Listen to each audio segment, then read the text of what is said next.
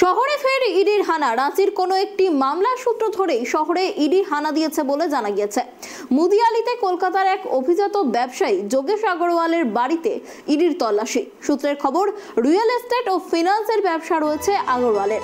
সূত্রের খবর, হেমন্ত সোরেন ইতিমধ্যেই গ্রেপ্তার হয়েছেন। তার যে বাসভবন ছিল সেখানে মূলত যে গাড়িটি পাওয়া গিয়েছিল সেই গাড়িটির রেজিস্ট্রেশন করেছিল মুদিয়ালির এই কোম্পানি, অর্থাৎ হেমন্ত সোরেনের গাড়িটি নথিভুক্ত মুদিয়ালির এই কোম্পানির নামে।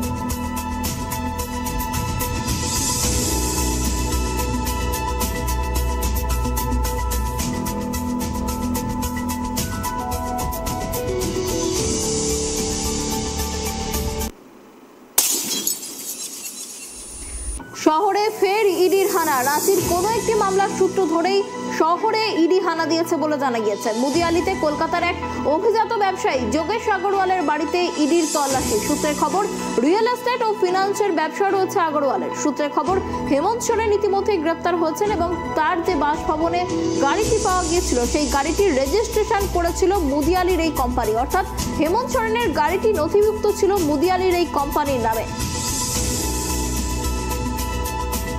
এ বিষয়ে আরো বিস্তারিত কথা বলবো, আমাদের সঙ্গে রয়েছে আমাদের প্রতিনিধি অভ্রদীপ। অভ্রদীপ, দেখো যেমনটা জানা যাচ্ছে শহরে আবার ইডির হানা এবং যোগেশ আগরওয়ালের বাড়িতে ইডির তল্লাশি, এর সাথে হেমন্ত সোরেনের একটা যোগও পাওয়া যাচ্ছে। বিস্তারিত কি জানা যাচ্ছে?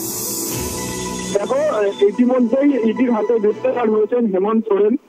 তুমি যেমনটা জানো, সেনার জমি বিক্রি করে দেওয়ার মামলাতে ইডি তাকে ইতিমধ্যেই গ্রেপ্তার করেছেন।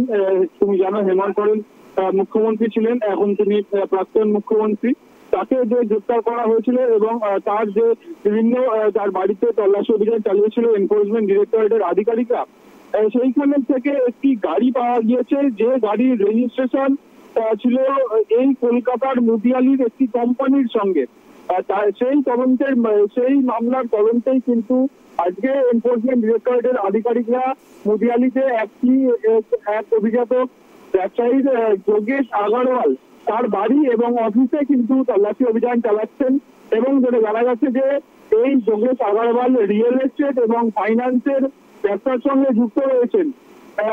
এই যে কোম্পানি রয়েছে তার, সেই কোম্পানির নামে যে একজন মুখ্যমন্ত্রীর যিনি এখন ইডির হাতে গ্রেপ্তার, তার গাড়ির রেজিস্ট্রেশন এই কোম্পানির নামে হচ্ছে। এবং সেই যে মামলায় যিনি গ্রেপ্তার হয়েছেন হেমন্ত সোরেন, সেটা হচ্ছে সেনার জমি বেআইনি ভাবে বেচে দেওয়ার মামলা। এটা অত্যন্ত গুরুতর একটা অভিযোগ, যাতে গ্রেপ্তার হয়েছেন ইতিমধ্যেই হেমন্ত সোরেন। এবার কিন্তু সেই যে মামলা তার যোগ চলে এলো কলকাতার সঙ্গে কানেকশন খুঁজে পাওয়া গেল।